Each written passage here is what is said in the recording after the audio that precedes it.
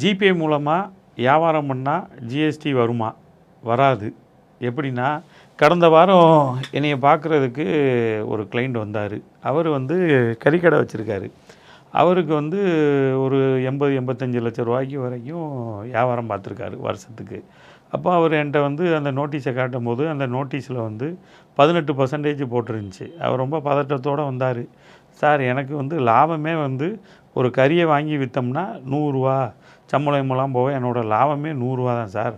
அதுக்கு எப்படி நான் 18% கட்டணும் அப்படின்ட்டு சொல்லி வந்தார். சார், உங்களுக்கு வரிலாம் வராது. ஏன்னா நீங்கள் ரா மீட் பண்ணுறீங்க. அனிமல் இது ஜிஎஸ்டி வராது. அவருக்கு வராதுன்னு சொன்னோன்னு அவர் ரொம்ப சந்தோஷப்பட்டார்.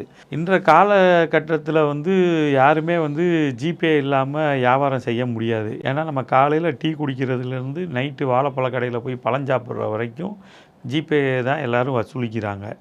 அப்போ இந்த சூழ்நிலையில் எல்லாருமே டிஜிட்டல் மூலியமாக நம்ம பண பரிவர்த்தனைனால எல்லாருக்குமே யாருக்கு ஜிஎஸ்டி வரும், யாருக்கு ஜிஎஸ்டி வராதுன்னு தான் இன்றைக்கி பார்க்க போகிறோம்.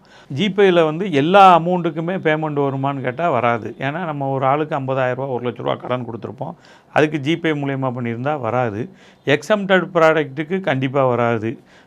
வெஜிடபிள், ஃப்ரூட்ஸ் இந்த மாதிரி நம்ம வியாபாரம் செய்கிறவங்களுக்கு எவ்வளோ இது வியாபாரம் பண்ணாலும் வரி வராது.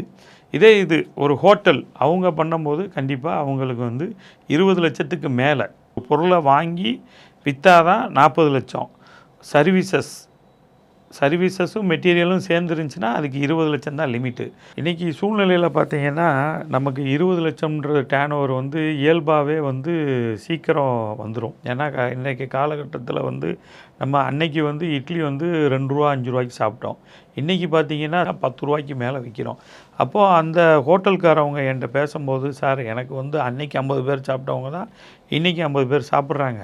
நான் அன்றைக்கி ₹5 விற்றேன், இன்றைக்கி ₹10 விற்கிறேன். அப்போது எனக்கு லாபமே கம்மி தான் சார்.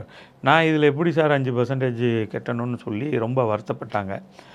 ஜிஎஸ்டி கவுன்சிலிங் அத்தாரிட்டி இதை கன்சிடர் பண்ணி செக்ஷன் 11 படி அந்த எக்ஸம்ஷன் லிமிட்டட் டேர்ன் ஓவர் லிமிட்டை நீங்கள் இன்க்ரீஸ் பண்ணிங்கன்னா இந்த சிறு குறு தொழிலாளிகள் ரொம்ப லாபகரமாக வியாபாரம் பார்க்குறதுக்கு உதவியாக இருக்குன்னு மக்கள் சார்பாக கேட்டுக்கொள்கிறேன். நன்றி.